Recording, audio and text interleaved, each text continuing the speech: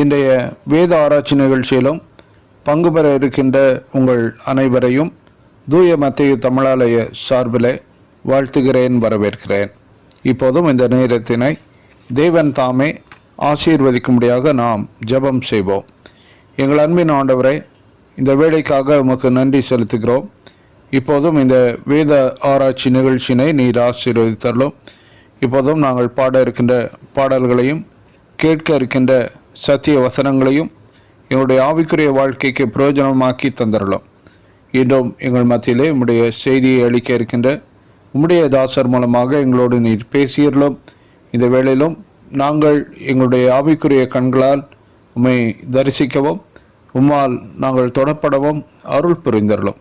இந்த நிகழ்ச்சியின் ஆரம்பம் முதல் இறுதி வரை எங்கள் மத்தியிலே ஆவியானவர் தாமே அசைவாடியறலும். எங்களை தாழ்த்தி அர்ப்பணம் செய்கிறோம். இயேசுவின் மூலம் வேண்டிக் கொள்கிறோம் பிதாவே, ஆமென். தேவனுடைய நாமத்திற்கு மகிமையுண்டாக. இந்த வேத ஆராய்ச்சி நிகழ்ச்சிக்கு ஆரம்பமாக நாம் யாவரும் கிறிஸ்தவ ஆராதனை கீதங்களிலே 61வது பாடலை பாடுவோம். பாடலெண் 61.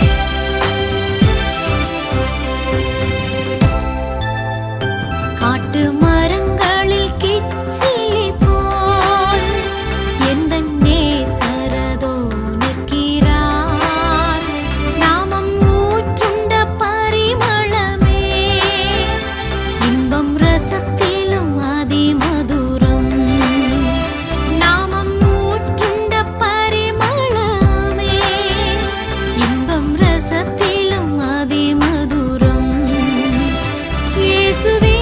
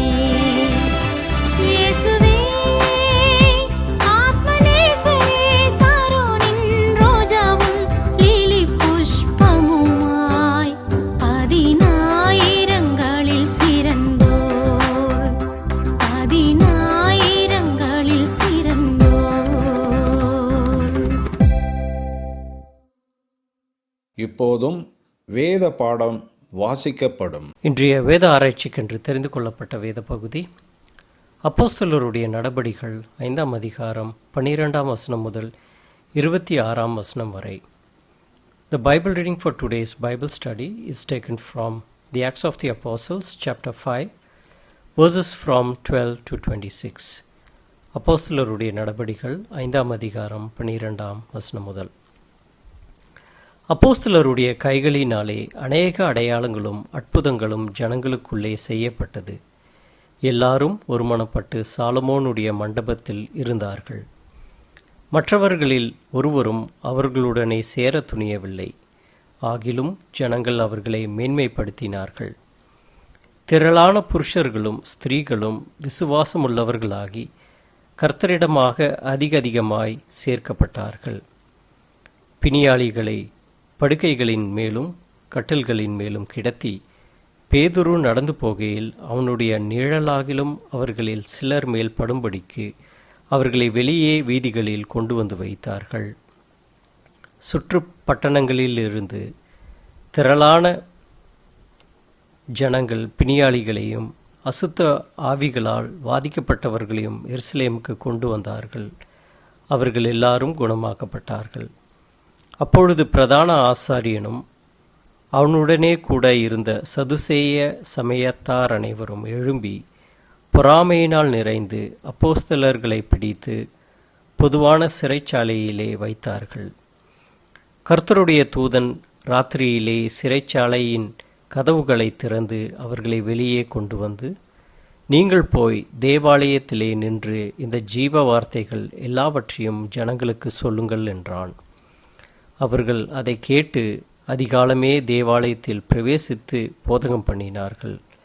பிரதான ஆசாரியனும் அவனுடனே கூட இருந்தவர்களும் வந்து ஆலோசனை சங்கத்தாரையும் இஸ்ரவேல் புத்திரரின் மூப்பர் எல்லாரையும் வரவழைத்து அப்போஸ்தலர்களை கொண்டு வரும்படி சிறைச்சாலைக்கு சேவகரை அனுப்பினார்கள். சேவகர் போய் சிறைச்சாலையிலே அவர்களை காணாமல் திரும்ப வந்து, சிறைச்சாலை மிகுந்த பத்திரமாய் பூட்டப்பட்டிருக்கவும் காவற்காரர் வெளியே கதவுகளுக்கு முன் நிற்கவும் கண்டோம். திறந்த பொழுதோ உள்ளே ஒருவரையும் காணோம் என்று அறிவித்தார்கள். இந்த செய்தியை ஆசாரியனும் தேவாலயத்தை காக்கிற சேனை தலைவனும் பிரதான ஆசாரியர்களும் கேட்டபொழுது இதென்னமாய் முடியுமோ என்று அவர்களை குறித்து கலக்கமடைந்தார்கள். அப்பொழுது ஒருவன் வந்து, இதோ நீங்கள் காவலில் வைத்த மனுஷர் தேவாலயத்திலே நின்று ஜனங்களுக்கு போதகம் பண்ணுகிறார்கள் என்று அவர்களுக்கு அறிவித்தான்.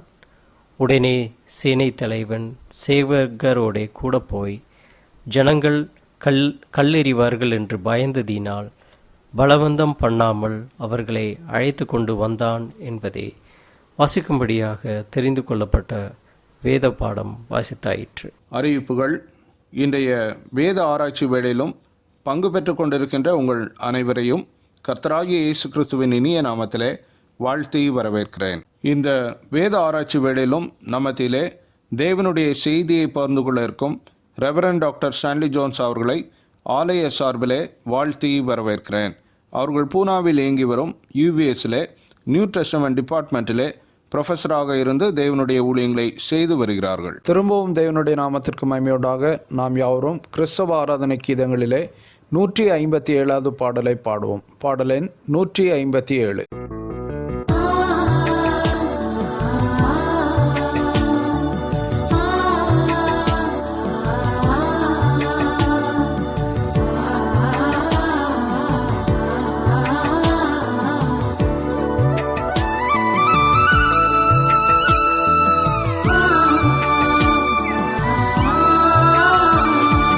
பலிபீடத்தில் என்னை பரனே படைக்கிறேனே இந்த வேளை, அடியேனை திருசித்தம் போல ஆண்டு நடத்திடுமே. கல்வாரியின் அன்பினை கண்டு விரைந்தோடி வந்தே.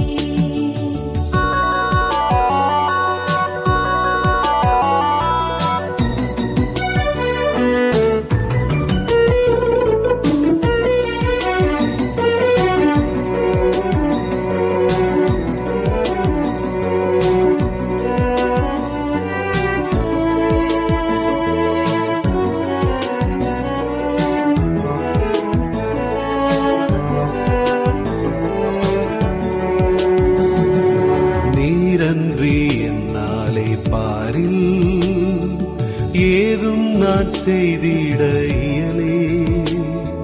சேர்ப்பீரே வழுவாது என்னை காத்துமக்காய் நிறுத்தி. கல்வாரியின் அன்பினையே கண்டு விரைந்தோடி வந்தேன்.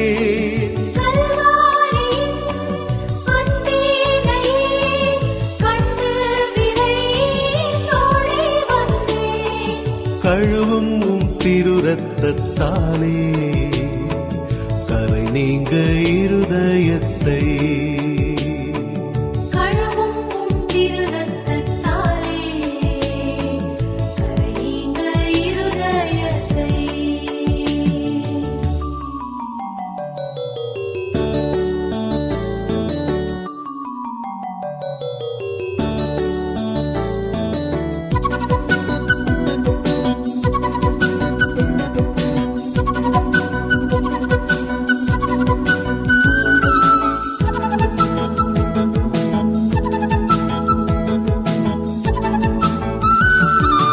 ஆவியோடாத்மா சரீரம் அன்பரே உமக்கென்றும் ஈந்தே.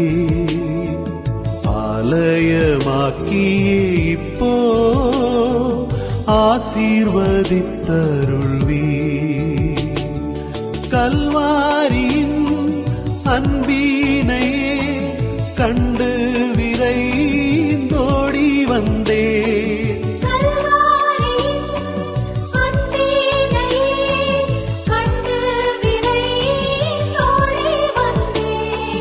கழுவும் திருரத்தத்தாலே கரை நீங்க இருதயத்தை.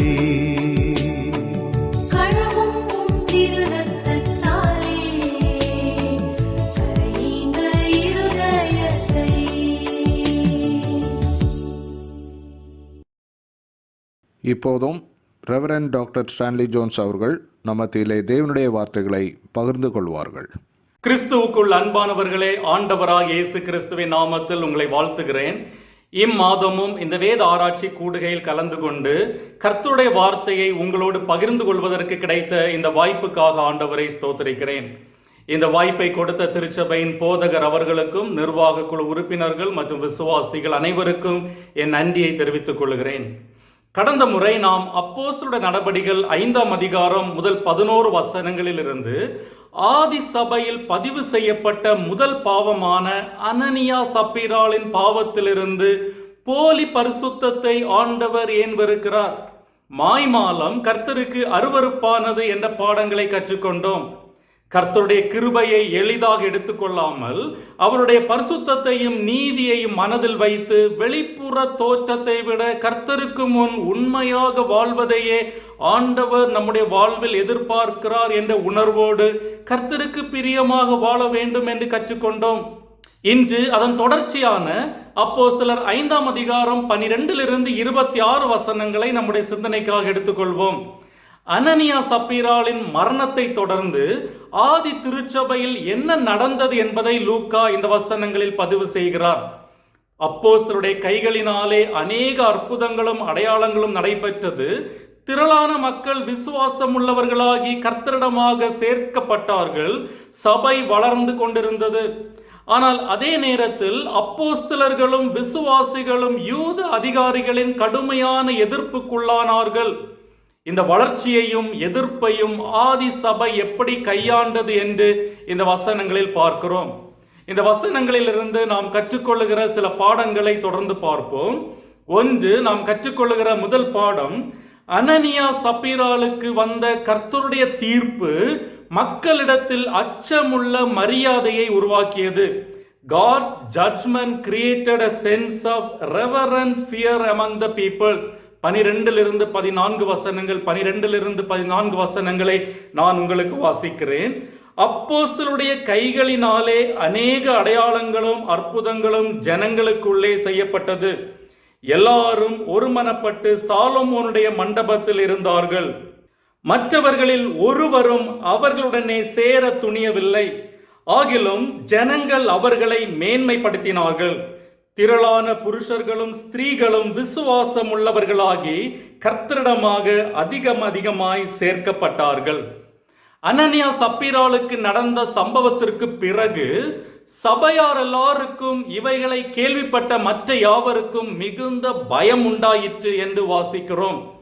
மற்றவர்கள், அதாவது சபைக்கு வெளியே இருந்தவர்கள் யாரும் விசுவாசிகளுடன் தொடர்பு கொள்ள பயந்தார்கள்.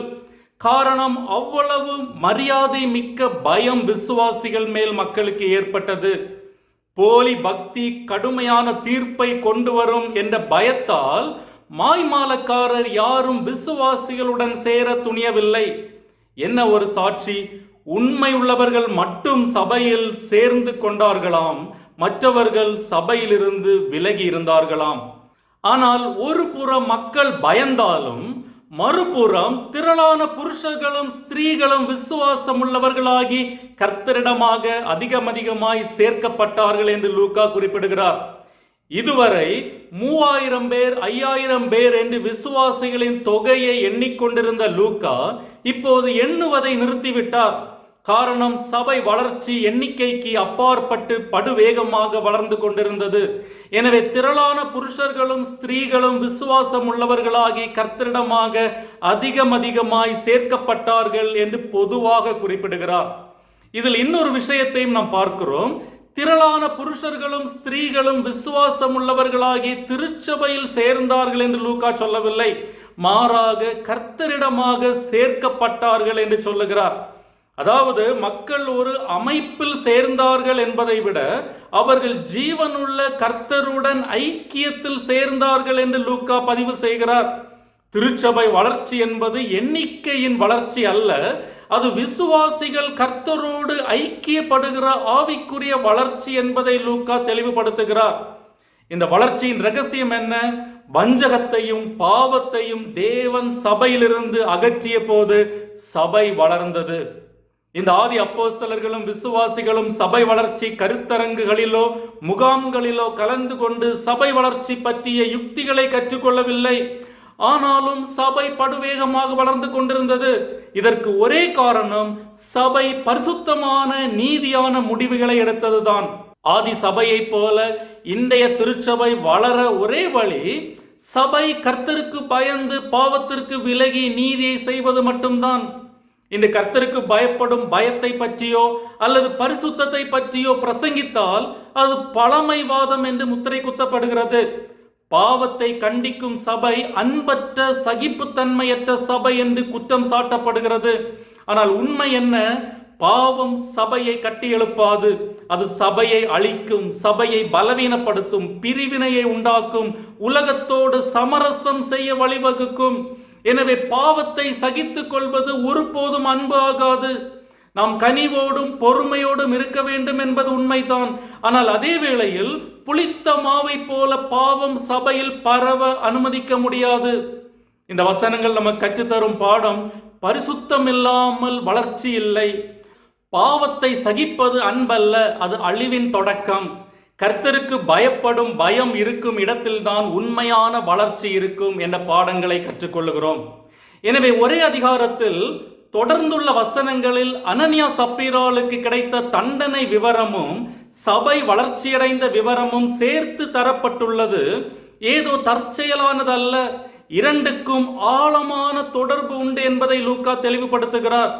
பழைய ஏற்பாட்டில் இஸ்ரவேலர் கானான் தேசத்திற்குள் அடியெடுத்து வைப்பதற்கு முன்பாக பாவம் செய்த ஆகான் மேல் ஒழுங்கு நடவடிக்கை எடுத்தபோது இஸ்ரவேலருக்கு மாபெரும் வெற்றி கிடைத்தது. அதே போல அனனியா சப்பீராள் மேல் எடுக்கப்பட்ட ஒழுங்கு நடவடிக்கையின் விளைவாக சபையில் புதிய வளர்ச்சி ஏற்பட்டது. இந்த ஒழுங்கு நடவடிக்கையின் விளைவுகளை பாருங்கள். 1, அப்போஸ்தலர்களின் ஊழியம் வல்லமையுடன் தொடர்ந்தது, அவர்களால் இன்னும் அற்புதங்களும் அடையாளங்களும் செய்யப்பட்டது.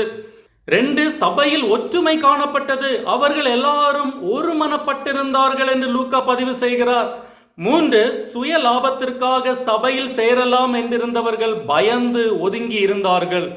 4, சபைக்கு வெளியில் இருந்தவர்கள் கூட விசுவாசிகளை மதித்தார்கள். 5, அர்ப்பணமுள்ள விசுவாசிகள் திரளாய் சபையில் சேர்த்து கொள்ளப்பட்டார்கள். எனவே ஒழுங்கு நடவடிக்கை சபையை பாதிக்கவில்லை, மாறாக சபை வளர உதவியது என்பதுதான் உண்மை. சுத்திகரிப்பு வளர்ச்சிக்கு தடை அல்ல, அது வளர்ச்சிக்கு வழி. போலி பரிசுத்தத்தை சபைக்குள் புகுத்த வேண்டும் என்ற சாத்தானுடைய திட்டம் தோல்வியடைந்தது. சாத்தான் மாய்மால பக்தியின் மூலம் சபையை பிரிக்கவும் கனவீனப்படுத்தவும் விரும்பினான். ஆனால் சபை ஐக்கியத்தோடு வளர்ந்து கொண்டிருந்தது. ஆதி சபைக்கு ஒரு ஆவிக்குரிய நம்பகத்தன்மை இருந்தது. மக்கள் விசுவாசிகளை மதித்தார்கள். ஆனால் இன்று பல இடங்களில் அந்த நம்பகத்தன்மை குறைந்து வருகிறது. காரணம், நாம் பரிசுத்தத்தையும் ஒழுக்கத்தையும் கடைபிடிப்பதில் அக்கறை காட்டுவதில்லை. உதாரணத்திற்கு, திருச்சபை வளர்ச்சி பற்றிய பல புத்தகங்களை நாம் படித்திருப்போம். ஆனால் பரிசுத்தமான வாழ்க்கை மூலம் வளர்ச்சி அல்லது பாவத்தை கையாளுவதன் மூலம் வளர்ச்சி போன்ற தலைப்புகளில் எந்த புத்தகமும் வந்ததாக தெரியவில்லை. பெரும்பாலும் சபை வளர்ச்சி புத்தகங்கள் கவர்ச்சியான முறைகள், புதிய வியாபார யுக்திகள், மனித அறிவு சார்ந்த அணுகுமுறைகள் பற்றி மட்டுமே பேசுகின்றன. இதனால் தான் இன்று உலகம் முழுவதும் திருச்சபை உண்மையான ஆவிக்குரிய வளர்ச்சியை இழந்து வீழ்ச்சியை சந்தித்து வருகிறது. Church growth is often discussed in terms of methods but not in terms of holiness. நாம் வளர்ச்சியை யுக்திகள், திட்டங்கள் மூலம் பெற்றுக்கொள்ள முயற்சிக்கிறோம். ஆனால் தேவன் வளர்ச்சியை பரிசுத்தத்திலும் உண்மையிலும் காண்கிறார். அதனால் தான் இன்று மக்களிடத்தில் சபையை குறித்த மதிப்பும் மரியாதையும் குறைந்து வருகிறது. ஒருவேளை நம்முடைய வாழ்க்கை நம்முடைய செய்தியுடன் ஒத்துப்போவதை உறுதி செய்வதில் நாம் இன்னும் கொஞ்சம் கவனம் செலுத்தினால் மக்கள் நம்முடைய செய்தியை ஏற்றுக்கொள்வதற்கு அதிக ஆர்வம் காட்டுவார்கள் என்று நம்புகிறேன். பேதுருவின் வல்லமையான பிரசங்கம் மூலமாக 3000 பேர் சபையில் சேர்க்கப்பட்டார்கள். ஆனால் சபையில் நடந்த சுத்திகரிப்பு எண்ணிக்கைக்கு அப்பாற்பட்ட திரளான மக்களை கர்த்தரிடத்தில் சேர்த்தது. பிரசங்கம் எண்ணிக்கையை அதிகரித்தது, ஆனால் பரிசுத்தம் அளவிட முடியாத வளர்ச்சியை உண்டாக்கியது. இதுதான் நாம் கற்றுக்கொள்ளுகிற முதல் பாடம். இரண்டாவதாக, அப்போஸ்தலரின் ஊழியத்தின் விளைவாக அற்புத அடையாளங்கள் நடந்தது என்ற செய்தியை பார்க்கிறோம். 15-16 வசனங்கள், 15-16 வசனங்களை நான் உங்களுக்கு வாசிக்கிறேன். பிணியாளிகளை படுக்கைகளின் மேலும் கட்டில்களின் மேலும் கிடத்தி பேதுரு நடந்து போகையில் அவனுடைய நிழலாகிலும் அவர்களில் சிலர் மேல் படும்படிக்கு அவர்களை வெளியே வீதிகளில் கொண்டு வந்து வைத்தார்கள். சுற்று பட்டணங்களிலும் இருந்து திரளான ஜனங்கள் பிணியாளிகளையும் அசுத்த ஆவிகளால் பாதிக்கப்பட்டவர்களையும் எருசலேமுக்கு கொண்டு வந்தார்கள். அவர்கள் எல்லாரும் குணமாக்கப்பட்டார்கள். இந்த வசனங்களில் திருச்சபையின் வளர்ச்சிக்கு பங்களித்த மற்றொரு காரணி அற்புதங்கள் என்று பார்க்கிறோம். பரிசுத்தம் வெளிப்பட்ட போது வல்லமையும் சேர்ந்தே வெளிப்பட்டது என்பது லூக்கா இங்கு சொல்லும் செய்தி. ஆதி திருச்சபை அப்போஸ்தலர்களால் செய்யப்பட்ட பல அற்புதங்கள் மூலமாகவும் வல்லமையான சாட்சியின் மூலமாகவும் அதன் விளைவாக பாவிகள் மனம் திரும்பியதன் மூலமாகவும் கர்த்தருடைய வல்லமையை அனுபவித்தது. அப்போஸ்தலர் நடபடிகளில் காணப்படும் அற்புதங்கள் வெறும் அதிசயங்கள் அல்ல, அவற்றிற்கு ஒரு அர்த்தம் இருந்தது. எனவேதான் 12ஆம் வசனம் அற்புதங்களை அடையாளங்கள் என்று குறிப்பிடுகிறது. அப்போஸ்தலருடைய கைகளினாலே அநேக அடையாளங்களும் அற்புதங்களும் ஜனங்களுக்குள்ளே செய்யப்பட்டது என்று லூக்கா சொல்லுகிறார். அடையாளம் என்றால் என்ன? அடையாளம் தன்னைத்தானே காட்டுவது அல்ல, அது வேறொன்றை சுட்டி காட்டுகிறது. உதாரணத்துக்கு, ஒரு சாலையில் இருக்கும் அடையாள பலகையை, சைன் போர்ட்ஸை எடுத்துக்கொள்வோம். அந்த அடையாள பலகை வழி அல்ல, அது வழியை சுட்டி காட்டுகிறது. அதுபோலதான் இந்த அற்புதங்களும் தங்களை பற்றி அல்ல, அது வேறொன்றை சுட்டி காட்டுகிறது என்பதற்காக லூக்கா அதை அடையாளங்கள் என்று குறிப்பிடுகிறார். நற்செய்தி நூல்களில், குறிப்பாக யோவான் நற்செய்தி நூலில் அற்புதங்கள் அடையாளங்கள் என்று அழைக்கப்படுகிறது. உதாரணத்துக்கு, யோவான் 2ஆம் அதிகாரத்தில் இயேசு தண்ணீரை திராட்சரசமாக மாற்றியது ஒரு அற்புதம் அல்ல, அது ஒரு அடையாளம் என்று யோவான் குறிப்பிடுகிறார். தமிழ் மொழிபெயர்ப்பில் அது அற்புதம் என்று மொழிபெயர்த்திருந்தாலும் மூல பாஷையில் அது சயின்ஸ், அடையாளம் என்றுதான் உள்ளது. எனவேதான் ஆங்கில மொழிபெயர்ப்புகள் அதை சயின்ஸ் அல்லது மிராக்குலஸ் சயின்ஸ் என்று மொழிபெயர்த்திருக்கிறார்கள். சில தமிழ் மொழிபெயர்ப்புகள் இயேசு செய்த அரும் அடையாளம் என்று மொழிபெயர்த்திருக்கிறார்கள். எனவேதான் யோவான் நற்செய்தி நூலில் இயேசுவின் அற்புதங்களை தொடர்ந்து அந்த அற்புதம் எதை சுட்டி காட்டுகிறது என்ற ஒரு நீண்ட பிரசங்கத்தை கொடுப்பது இயேசுவின் வழக்கமாக இருந்தது. உதாரணத்துக்கு, யோவான் 6ஆம் அதிகாரத்தில் 5 அப்பம் 2 மீனை கொண்டு 5000 பேருக்கு உணவளித்தவுடன் நானே ஜீவ அப்பம் என்ற ஆவிக்குரிய போதனையை இயேசு கொடுக்கிறார். அதே போல யோவான் 9ஆம் அதிகாரத்தில் ஒரு பார்வையற்ற மனிதனுக்கு பார்வை அளித்த சூழலில் நானே உலகத்திற்கு ஒளியாயிருக்கிறேன் என்று தன்னை வெளிப்படுத்தினார். அதே போல லாசரு உயிரோடு எழும்பின அற்புதத்தை தொடர்ந்து நானே உயிர்த்தெழுதலும் ஜீவனுமாயிருக்கிறேன் என்று போதித்தார். ஒவ்வொரு அற்புதத்தை தொடர்ந்தும் அந்த அற்புதத்தை விளக்கும் ஒரு போதனை வருகிறது. ஏன்? அற்புதத்தை மட்டும் பார்க்காமல் அது சுட்டிக்காட்டும் உண்மையை புரிந்து கொள்ள வேண்டும் என்பதற்காக இயேசு இந்த போதனைகளை தன்னுடைய அற்புதங்களோடு இணைத்திருக்கிறார். புதிய ஏற்பாட்டில் இயேசு செய்த அற்புதங்கள் எல்லாம் அவர் மேசியாவும் தேவனுடைய குமாரனும் என்பதை காட்டும் அடையாளங்களாக இருந்தன. எனவே அற்புதம் அல்ல, அது சுட்டிக்காட்டும் உண்மைதான் முக்கியம். திருச்சபையின் ஆரம்ப நாட்களில் நற்செய்தியை உறுதிப்படுத்தவும் அப்போஸ்தலர்களை கர்த்தருடைய தூதர்களாக அங்கீகரிக்கவும் தேவன் இந்த அற்புதங்களை அருளினார். இதே அதிகாரத்தில் அப்போஸ்தலர்களை சிறைச்சாலையிலிருந்து அற்புதமாக தேவன் விடுவித்தார் என்று 19-20 வசனங்களில் பார்க்கிறோம். அதற்கு ஒரு தூதனை பயன்படுத்தினார். ஏன் தூதனை பயன்படுத்தினார்? காரணம், ஆலோசனை சங்கத்தின் பெரும்பாலான பிரதிநிதிகளான சதுசேயர்கள் தேவதூதர்களை நம்பாததால் கர்த்தர் அப்போஸ்தலர்களை விடுவிக்க ஒரு தேவதூதனை அனுப்பினார். அதற்கும் ஒரு காரணம் இருந்தது. எனவே எல்லா நேரங்களிலும் நம்முடைய விருப்பத்திற்கேற்ப அற்புதங்கள் நடைபெற வேண்டும் என்று எதிர்பார்ப்பது தவறு. அப்போஸ்தலர்கள் பல பெரிய அற்புதங்களை செய்த போதிலும், தேவதூதன் அவர்களை சிறையிலிருந்து அற்புதமாக விடுவித்த போதிலும், அந்த தேவதூதன் அவர்களை சாட்டை அடியிலிருந்து தப்பவிடவில்லை. மீண்டும் அவர்கள் சிறைக்கு செல்வதை தடுக்கவில்லை. ஏன்? அவர்கள் பின்னாளில் கொடுமைப்படுத்தப்பட்டு இரத்த சாட்சிகளாக மரிக்க நேரிட்ட போது அங்கு அற்புதம் அவர்களை விடுவிக்கவில்லை என்பதை நாம் புரிந்து கொள்ள வேண்டும். நம்முடைய தேவன் அற்புதத்தின் தேவன். எனவே அற்புதங்களை எதிர்பார்ப்பதில் தவறில்லை. அதே நேரம் அற்புதங்களும் அதிசயங்களும் தான் கிறிஸ்தவ விசுவாசத்தின் மைய கோட்பாடு என்று நினைப்பது தவறு. காரணம், இதே அப்போஸ்தலர்கள் எல்லா நாளும் அற்புதங்கள் செய்து கொண்டிருக்கவில்லை. பவுலுடைய 3ஆம் அருட்பணி பயணத்தின் போது அவரோடு சென்ற துரோபீமுவை பவுலால் குணமாக்க முடியவில்லை. அவனை மிலேத்துவில் நோயுற்றவனாகத்தான் பவுல் விட்டு வந்தார் என்று 2 தீமோத்தேயு 4ஆம் அதிகாரம் 20ஆம் வசனத்தில் பார்க்கிறோம். அதே போல தீமோத்தேயுக்கு அடிக்கடி ஏற்பட்ட வயிற்று பிரச்சனைக்கு அற்புதம் தீர்வாக இருக்கவில்லை. மாறாக கொஞ்சம் திராட்சை ரசம் குடிக்க பவுல் பரிந்துரைக்கிறார். ஒரு புறம் நமது அவ்விசுவாசத்தினாலோ அல்லது பகுத்தறிவு சார்ந்த இறையிலினாலோ தேவனுடைய வல்லமையை நாம் ஒருபோதும் குறைத்து மதிப்பிடக்கூடாது. தேவனால் எல்லாம் கூடும் என்பதை நாம் விசுவாசிக்க வேண்டும். ஆனால் மறுபுறம் நோய், உபத்திரவம், மரணத்திலிருந்து நம்மை விடுவிப்பது எப்போதும் அவருடைய சித்தம் அல்ல என்ற உண்மையை நாம் ஏற்றுக்கொள்ள வேண்டும். இதே வசனங்களில் குணமாக்குதலின் அற்புதங்களில் மட்டுமல்ல, அவருடைய நாமத்திற்காக அவமானத்தை சகிப்பதற்கு பாத்திரராக எண்ணப்பட்டபடியினால் அப்போஸ்தலர்கள் சந்தோஷப்பட்டார்கள் என்று 41ஆம் வசனத்தில் பார்க்கிறோம். அப்போஸ்தலர்களின் கீர்த்தி எருசலேமுக்கு அப்பால் பரவ தொடங்கிய போது எல்லா பக்கங்களிலும் இருந்து நோயுற்றவர்கள் மற்றும் அசுத்த ஆவியால் பாதிக்கப்பட்டவர்களை கொண்டு வர தொடங்கினார்கள். அசுத்தாவிகள் பிடித்தவர்கள் பற்றி இந்த புத்தகத்தில் முதல் முறையாக இங்கு தான் சொல்லப்பட்டிருக்கிறது. அப்போஸ்தலர்களும் விசுவாசிகளும் இருந்த இடத்தை நெருங்க முடியாதபடி கூட்டம் அதிகமாயிருந்தபடியால் பேதுரு நடந்து போகும்போது அவருடைய நிழலாகிலும் அவர்களில் படும்படி அப்போஸ்தலர்கள் செல்லும் பாதைகளில் அவர்களை படுக்க வைத்தார்கள். அவர்கள் எல்லாரும் குணமாக்கப்பட்டார்கள்.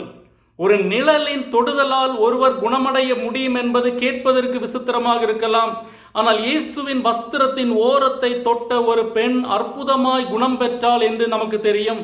அதே போல பவுலின் கைக்குட்டைகளும் கச்சைகளும் சிலரை குணப்படுத்த உதவியது என்று பார்க்கிறோம். அந்த ஆடைகளில் எந்த மாயஜால சக்தியும் இருக்கவில்லை. ஆனால் அந்த ஆடைகளை தொடுவது அவர்கள் விசுவாசம் வெளிப்பட்ட ஒரு வழியாக இருந்தது. அதே போல பேதுருவின் நிழலிலும் தன்னிச்சையான சக்தி எதுவும் இருக்கவில்லை. ஆனால் மக்கள் இயேசுவை விசுவாசித்த போது தேவனுடைய வல்லமை வெளிப்பட்டது. எனவே குணமாக்கியது நிழலும் அல்ல, ஆடையும் அல்ல, தேவனுடைய வல்லமை என்பதை நாம் மறந்துவிடக் கூடாது. காரணம், இங்கு பயன்படுத்தப்பட்ட நிழலிடுதல் என்ற சொல் சில இடங்களில் தேவனுடைய பிரசன்னம் நிழலிடுவதை குறிக்கவும் பயன்படுத்தப்பட்டுள்ளது. மூன்றாவதாக, எதிர்ப்புகள் மத்தியிலும் தேவனுக்கு கீழ்ப்படிவதை அப்போஸ்தலர்கள் உறுதியாக தெரிந்து கொண்டார்கள். Obedience to God was upheld above human authority. எதிர்ப்புகள் மத்தியிலும் தேவனுக்கு கீழ்ப்படிவதை அப்போஸ்தலர்கள் உறுதியாக தெரிந்து கொண்டார்கள். 17 26 வசனங்கள், 17 21 வசனங்களை நான் உங்களுக்கு வாசிக்கிறேன்.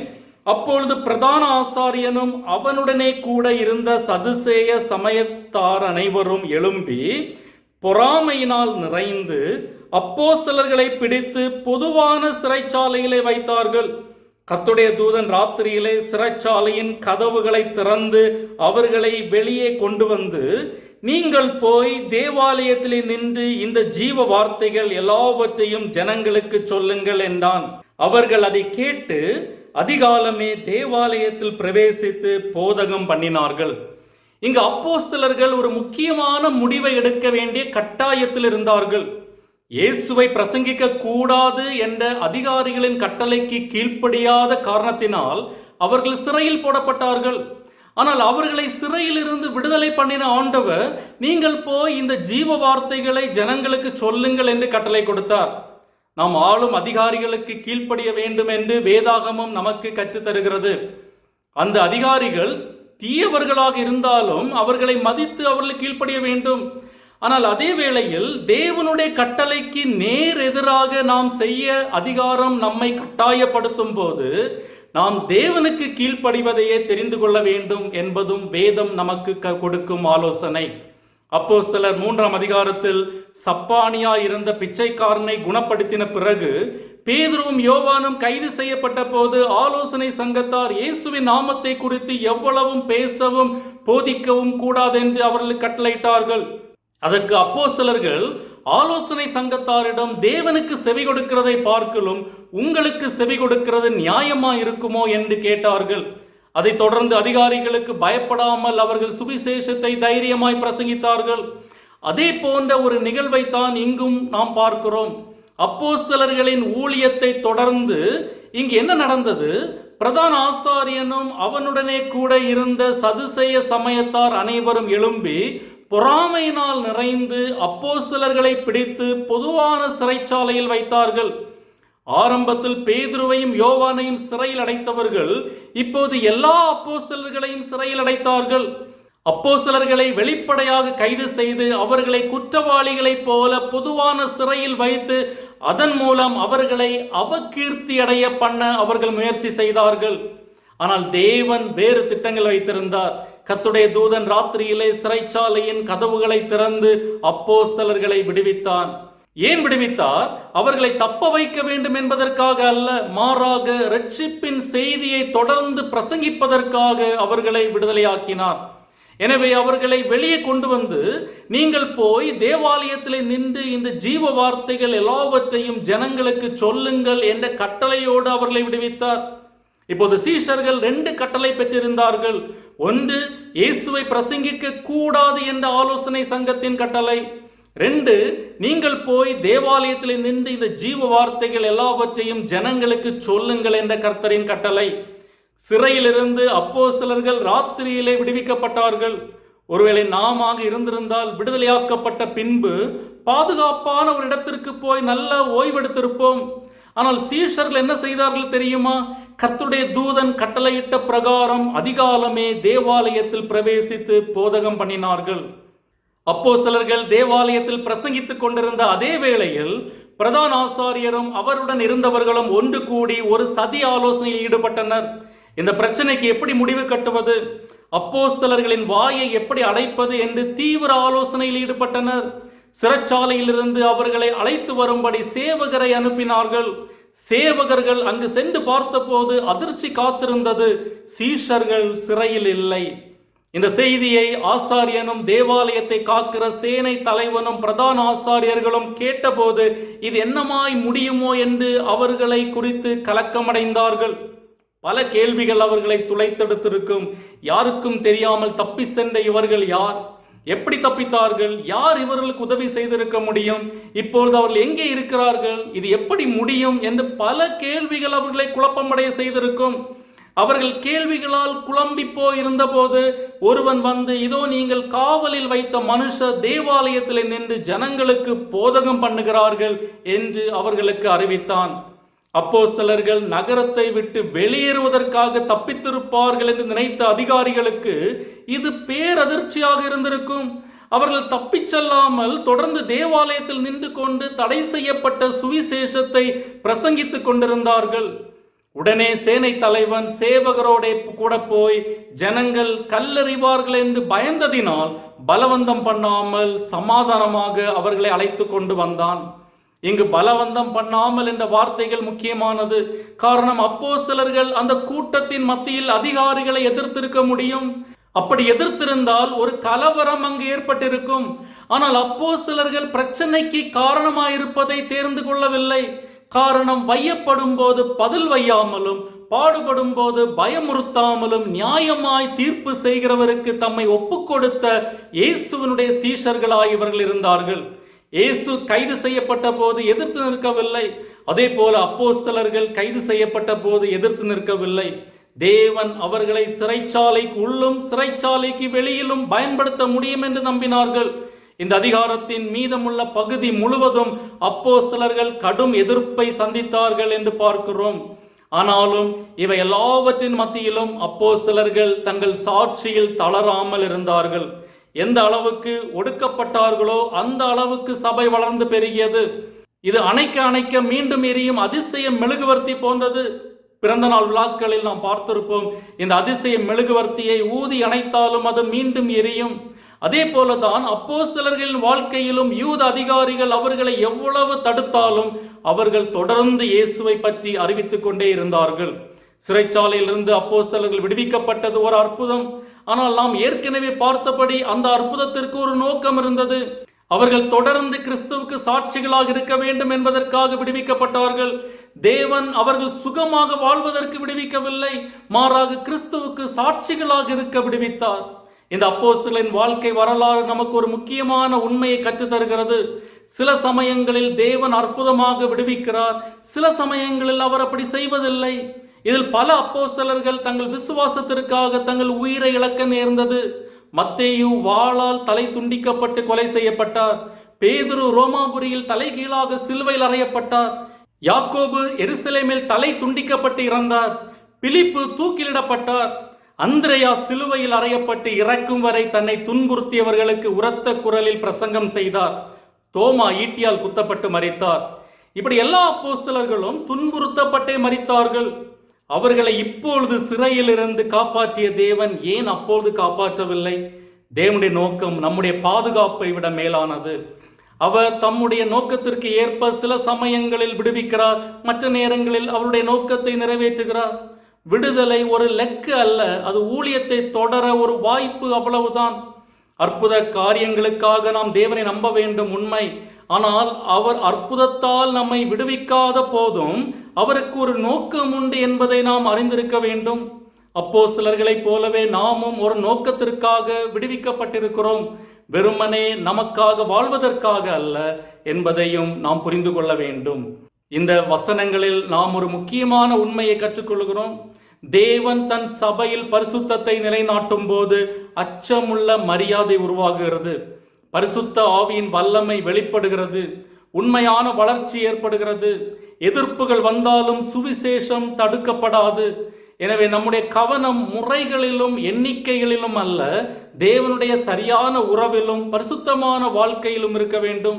தேவன் எப்போதும் நம்மை சிரமத்திலிருந்து விடுவிக்காமல் இருக்கலாம், ஆனால் அவர் எப்போதும் தன் நோக்கத்தை நம்முடைய வாழ்வில் நிறைவேற்றுகிறார் என்பதை மறந்துவிடக் கூடாது.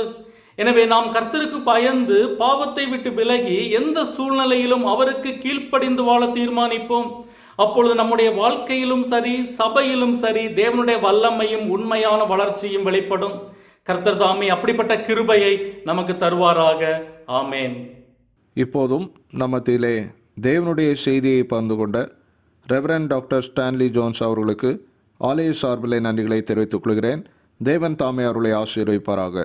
தொடர்ந்து அவர்களுக்காக, அவருடைய குடும்பத்தினருக்காக, அவருடைய ஊழியங்களுக்காக ஜெபிக்கும்படியாய் உங்களை அன்போடு கேட்டுக்கொள்கிறேன். இன்றைய வேத ஆராய்ச்சி நிகழ்ச்சியிலும் பங்கு பெற்ற அனைவருக்கும் ஆலய சார்பிலே நன்றிகளை தெரிவித்துக் கொள்கிறேன். தேவன் தாமே உங்கள் ஒவ்வொருவரையும் ஆசீர்வதிப்பாராக. இப்போதும் தேவனுக்கு நன்றி கூறி நாம் பிரார்த்தனை செய்வோம். எங்கள் அன்பின் பிதாவே, இன்றைய வேத ஆராய்ச்சி நிகழ்ச்சிக்காக உம்மை துதிக்கிறோம். இன்றும் உம்மை பாடல்கள் மூலமாக ஸ்தோத்திரிக்கவும் உம்மை ஆராதிக்கவும் கொடுத்த பாக்கியத்திற்காக துதிகளை ஏறெடுக்கிறோம்.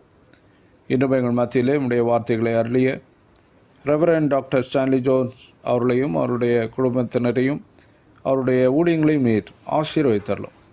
இப்போதும் இந்த வேத ஆராய்ச்சி நிகழ்ச்சியிலே கலந்து கொண்ட யாவரையும் உமது விசேஷித்த நன்மைகளால் திருப்தியாக்கியறலும்.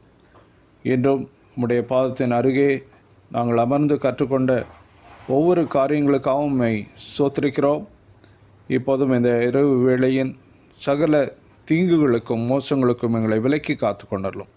எங்களை தாழ்த்தி உடைய கரத்திலே தருகிறோம். இயேசுவின் மூலம் ஜெபிக்கிறோம் எங்கள் நல்ல பிதாவே, ஆமேன். நம்முடைய கர்த்தராகிய இயேசு கிறிஸ்துவினுடைய கிருபையும் தேவனுடைய அன்பும் பரிசுத்த ஆவியினுடைய ஐக்கியமும் நம் அனைவரோடும் கூட எப்போதைக்கும் இருப்பதாக. ஆமேன்.